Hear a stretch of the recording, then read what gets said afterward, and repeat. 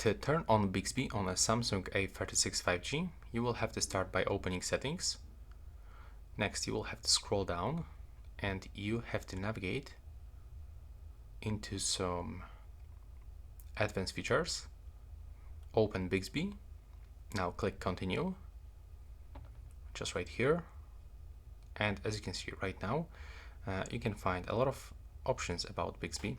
So first of all, you can register your voice like this. You can wake up Bixby by using Hi Bixby or Bixby. You can set up wake up sensitivity even when you are playing the media, for example. And below we can also change the language and the voice style, so it will be easier to recognize you.